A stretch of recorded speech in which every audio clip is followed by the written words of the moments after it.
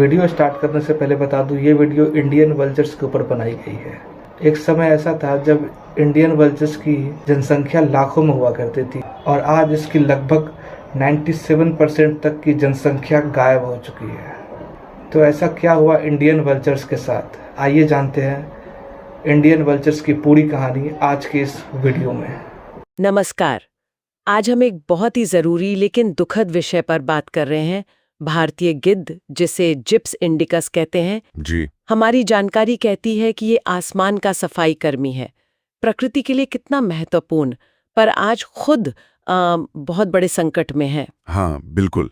स्थिति वाकई चिंताजनक है। तो आज हम इसी की कहानी समझेंगे। ये कहाँ से आए, इनका महत्व क्या है और खास तौर पर 1990s के दशक से अब मतलब 2025 तक इनकी आबादी इतनी ज्यादा क्यों गिर गई। और ये भी है कि इन्हें बचाने के लिए क्या कुछ हो रहा है और आगे क्या उम्मीद है। हाँ, तो चलिए इस पर थोड़ी गहराई से बात करते हैं।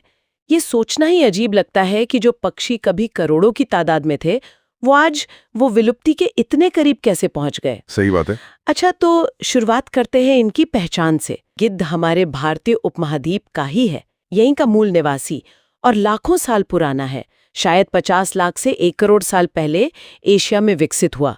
जी, और इनका सबसे बड़ा काम, जैसा आपने कहा, मरे हुए जानवरों को खाना। इससे हमारा पर्यावरण साफ रहता है। हाँ, और बीमारियां नहीं फैलती हैं, जैसे रेबीज, कॉलेरा वगैरह। बिल्कुल। और देखिए, इसका असर सिर्फ पर्यावरण तक ही नहीं है।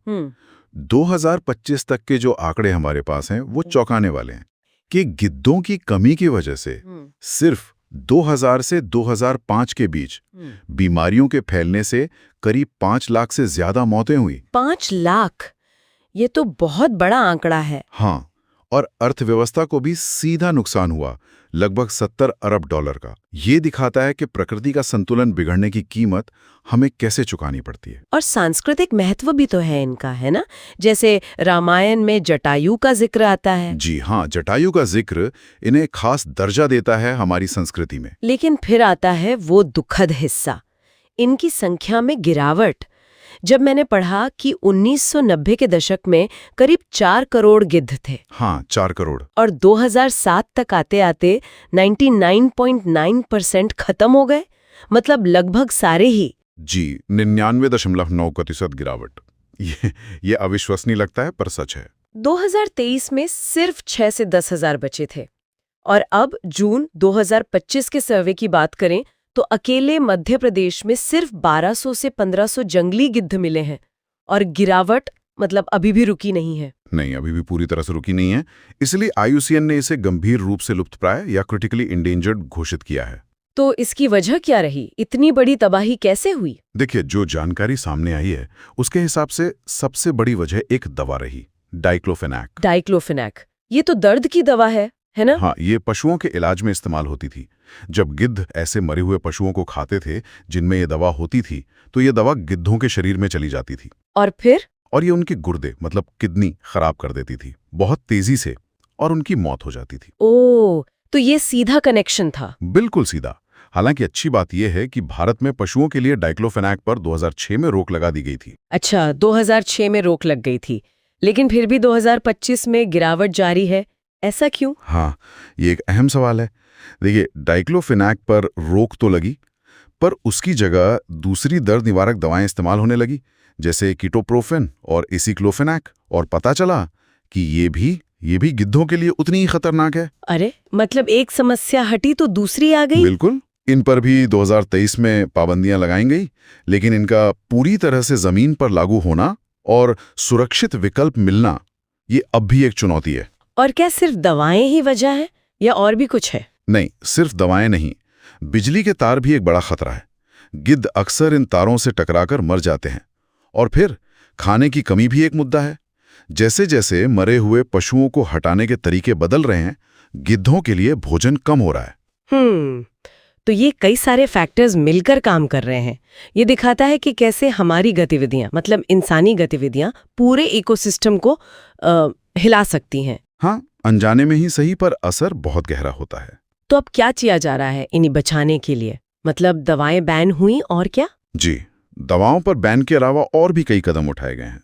देश भर में 9 गिद्ध प्रजनन केंद्र यानी ब्रीडिंग सेंटर्स स्थापित किए गए हैं। ब्रीडिंग सेंटर्स जैसे हरियाणा में पिंजौर है, काफी मशहूर है।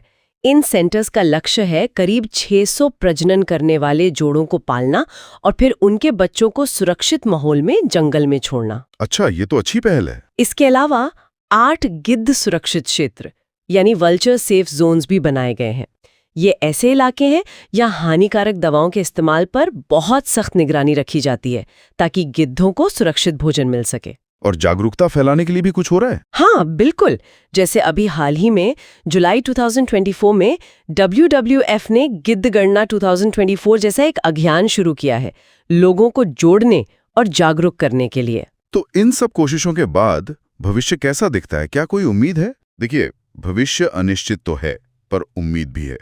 ये इस पर निर्भर करता है कि हम कितने प्रभावी ढंग से इन खतरों को कम कर पाते हैं। मतलब अगर ये खतरे, खासकर दवाएं और बिजली के तार वाले, बने रहते हैं तो अनुमान है कि 2030 तक आबादी और 50% कम हो सकती है। ओह, 50% और? हाँ, लेकिन अगर संरक्षण के प्रयास सफल होते हैं और तेजी लाते हैं इनमें, तो एक उम्मीद है कि 2035 तक इनकी संख्या शायद 15,000 तक पहुंच जाए। 15,000 अभी के मुकाबले तो काफी बेहतर होगा।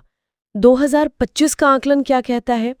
क्या कुछ सुधार दिख रहा है? 2025 का आकलन ये बताता है कि गिरावट की रफ्तार शायद थोड़ी थमी है, आबादी शायद स्थिर हो रही है, पर सुधार बहुत धीमा है। अभी लंबा रास्ता तय करना है। तो संक्षेप में कहें तो हमने देखा कि भारतीय गिद्ध हमारे पर्यावरण के लिए कितना जरूरी है, कैसे एक दवा ने लगभग उसे खत्म ही कर दिया और अब उसे बचाने के लिए कितनी जद्दोजहद चल रही है। जी, और ये पूरी कहानी हमें सोचने पर मजबूर करती है ना, कि कैसे एक छोटी सी लगने वाली मानवीय लापरवाही, जैसे बस एक दवा का इस्तेमाल, प्रकृति में इतना बड़ा, इतना विनाशकारी असर डाल सकती है। सही बात है। और अब सिर्फ लगातार और मिलकर किए गए प्रयास ही इन जरूरी पक्षियों को बचा सकते हैं। और सिर्फ इन्हें ही नहीं, हमारे आसमान के भविष्य को भी। ये सिर्फ एक पक्षी को बचाने की बात नहीं है। हाँ, ये हमारे अपने इकोसिस्टम को, अपने पर्यावरण को बचाने की बात है। बिल्कुल, ये समझने की बात है कि हमारे पर्यावरण का स्वास्थ्य सीधे तौर पर हमारे अपने स्वास्थ्य और हमारी अर्थव्यवस्था से जुड़ा है। ये हमारी सबकी साझा जिम्मेदारी है। तो देखा आपने इंडियन वल्चर्स की ये स्थिति। आप नीचे कमेंट में ज़रूर बताना कि आप इंडियन वल्चर्स के लिए ऐसा क्या कर सकते हो। और हाँ, आपको इसी तरीके का वीडियो देखना पसंद है तो आप यहाँ पर क्लिक करके ग्रेट इंडियन बस्टर्ड के ऊपर बनी ये वीडियो देख सकते हो। ये विलुप्त होने वाली प्रजातियों की रेस में सबसे आगे है।